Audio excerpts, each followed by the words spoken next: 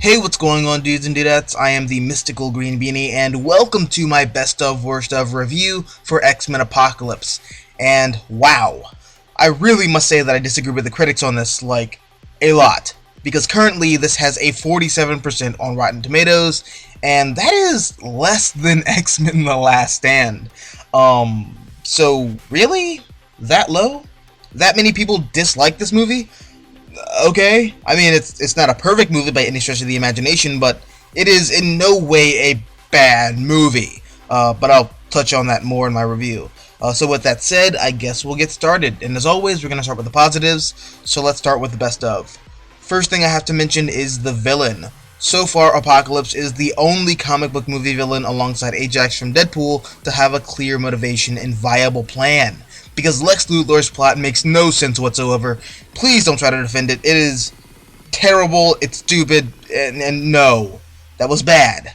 But then there's Zemo's plan, which was breaking up the Avengers, which worked, but only because the script allowed it. Because if Captain America or Bucky were arrested, or if Tony was injured in the airport battle and not Rhodey, then Zemo's plan is completely fucked. So off the heels of two movies with poor villain plots, it was nice to see a movie where the villain's plan made sense. Which, to be fair, this villain plan is far simpler than the others, because he just wants to reclaim the world and in the process kill off all those who he deems as weak. But, you know, sometimes simple is better. The next thing that I really liked was the fact that Cyclops actually did shit in this movie. Like, that is all I have ever wanted in an X-Men movie. For Cyclops to do something. And I really appreciated how during the breakout scene at the Weapons Plus facility, Scott took the lead, and that was really cool. Now, I do feel like Scott was a bit of a twat at times, but I don't know, I guess seeing him actually play a major role in one of these movies supersedes any further complaints I have about his portrayal. Also, they straight up name drop the ruby quartz sunglasses that he wears. That was really cool. And I also really like the scene where he discovers his powers, because while it's not based on the comics version, it's based on the version from Wolverine and the X-Men, and wow, I really missed that show a lot. But yeah, I just really appreciated that, and I'm glad that the movie echoed the show in that regard. Anyways, another aspect of the film that I really liked was how unafraid this movie was to go full comic book, because the past X-Men movies have been very trepidatious, I hope I used that word correctly, when it comes to things like character costumes and concepts and whatnot. And this movie just does it. From the designs of character models, to costumes, to characters just straight up wearing costumes, to imagery that you'd only see in an X-Men comic, this movie goes all out. And I really, really feel like that needs to be acknowledged, because it shows just how far this franchise has come. I also really love Quicksilver. Like, I don't know, I just really love this version of Quicksilver. Probably because he acts nothing like Quicksilver from the comics, and he behaves more like that of Bart Allen, if anyone else. But yeah, I really like this version of Quicksilver a lot. For me, this is the final nail in the coffin for the Age of Ultron Quicksilver. This version is just 1,000 times cooler. Also, I really love his costume. I think that his costume is really amazing, and finally, might I add, we've seen Quicksilver on the big screen 3 times, and this is the first time we've actually seen him wearing a costume. Took you long enough.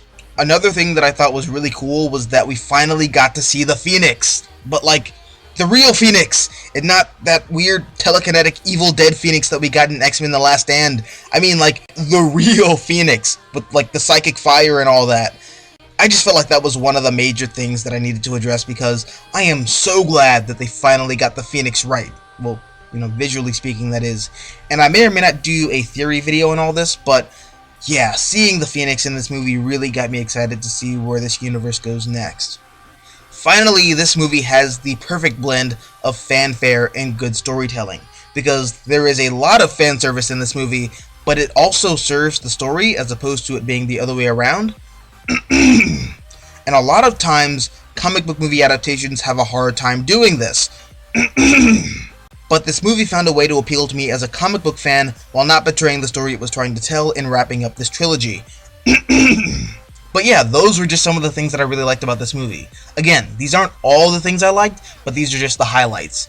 But with all that gloriousness said, let's move on to the things that I didn't like. Let's move on to the negatives. Let's talk about the worst of.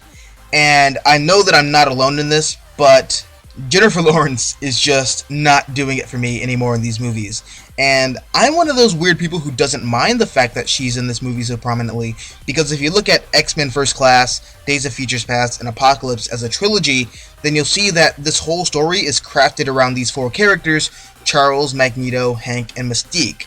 That said, three of the four feel like they actually want to be there and give a shit about the movie that they're making. And sadly, Jennifer Lawrence just feels like she's on autopilot, and that really sucked. I also really wasn't a fan of how there were so many characters and cameos in this movie, because there are some characters who I felt were shafted, namely Archangel and Jubilee. And while I don't really care for Archangel as a character in the comics, I honor the fact that he isn't just some run-of-the-mills X-Men character. Warren is a long-standing member of the X-Men, and he has a very long and intricate history, but in this movie, he's just some henchman that the X-Men have to take out. Also, Jubilee, who has all but 30 seconds of screen time. Now, again, this is a character who I personally do not care for in the comics, and apparently neither does Marvel, because the last interesting thing they thought to do with her was turn her into a vampire teen MILF. And yes, it is just as weird and dumb as it sounds, but still, it would have been cool to see her shoot some sparkles. I also really like the actress, so maybe they could bring her back somehow. I also feel like Psylocke didn't get a lot of love either, but since she survived the ordeal, she might come back in a sequel, or maybe in an X-Force movie. I mean, of course they'd have to recast her since these movies are moving like across decades and whatnot, but they could just do what they did in the comics and put her mind in a different body. But still, I actually really like Psylocke in this movie, and I'm actually surprised that I did, and I'm kind of sad that she didn't get more to do. Finally, the first act of this movie is so boring. That said, the movie picks up around the 30-minute mark, but still, that first act was really rough. Oh my god, I was so bored. But my negatives withstanding, I really enjoyed this movie, as both a film fan and an X-Men fan. Also, and this could just be me, but if you were a fan of the X-Men Evolution animated series growing up, then I can guarantee that you will really enjoy yourself. This movie echoes that show a lot. But yeah, I thought that this movie was really entertaining, but sadly, I have to admit, it does not live up to the hype that Days of Futures Past and Deadpool generated for the franchise. On the whole, I'd have to say that this is a fun movie. It is in no way as bad as X-Men The Last Stand or X-Men Origins. I actually have no idea why people are making that comparison. I also in no way see this as a franchise-killing disaster, because seriously, if the DC Extended Universe can keep going after Batman v Superman, and the Marvel Cinematic Universe can keep going after Iron Man 2, Thor, Iron Man 3, and Thor The Dark World, then this franchise gets to keep going after this movie. But yeah, guys, those are my thoughts on the movie. Do you agree? Do you disagree? Do you think I should have had my future ex-wives Alexandria Shipp and Sophie Turner appear in this review? Let me know down below in the comment section. Also, if you like this video, hit the like button, share, support the channel, and if you want to see more content like this, all you have to do is subscribe. I'm the Mystical Green Beanie. Thanks for watching, and as always, until next time, adios nachos.